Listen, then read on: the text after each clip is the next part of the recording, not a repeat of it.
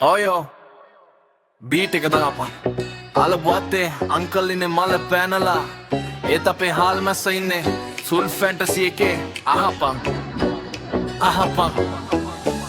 හවසට ගෘන් එකේ අපි රජවරු වගේ බැට් එක කරකුවා බෝලේ ගියා සිකරන්ස වගේ අඩෝ බෝලේ ගියා තපෙන්නේ හසේ රම සයිලන්ට් එහා වත්තේ බිග් බොස් ඉන්නේ ඒකයි වයිලන්ට් හම් කඩල්නේ කවුද පනින්නේ හැමම බය වී සෙල්ලම ඉවරයි බෝලේ නැතුව අපි දැන් අනා පබ වී එතකොට තම ආවේ අපේ SL හාල් මැස්ස පොරට මාර ජවයක් ආවේ නිකන් සුපර්මෑන් වගේ පිස්සා උඹලා බයයි මම යනවා කියලා පොරකෝක් එක දුන්නා දන්නේම නෑ එක හුස්මට තාපෙන් උඩ රූ හිටියා අඩෝ ඇලපු වතට ජම්ප් එකක් ගැහුවා පොර දැන් බීරයා වගේ බෝලේ හොයන්නට ගත්තා බෝලේ තිබුණා බිම කර පිංචා ගහ ගාවා බෝලේ අතට අරන් පොර ගැම්මට එන්නට ආවා එතකොටම ඩෝන් ගාලා සද්දේ වැදුනා පෝච්චියක පය නිකම ගහක් තිබුණේ ඒත් ඉවරයි හාල් මැස්සාගේ පය ආපු පාරෙන් යන්නට බෑ අංකල් එයි කියලා කර පිංචා ගහට නැග්ගම කුවේ පගේ වෙවුලලා ගහෙන් පැනලා ආවා බෝලේ අතේ තියාගෙන කටියම චීර්ස් දැම්ම හාල් මැස්සව වඩාගෙන හැම්බේ පොලෙවෙනි පාරටම දෙතක ආයෙත් යරකුවා ෂොට් එක ගෙවුවා බෝලේ ආයෙත් අල්ලපු වතට ඉගිලුණා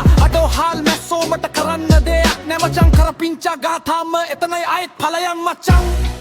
යෝ මේක තමයි ලූප් එක බෝලේ යනවා හාල් මැස්සා පනිනවා පෝච්චිය පෙරලෙනවා කර පිංචා ගහෙලවෙනවා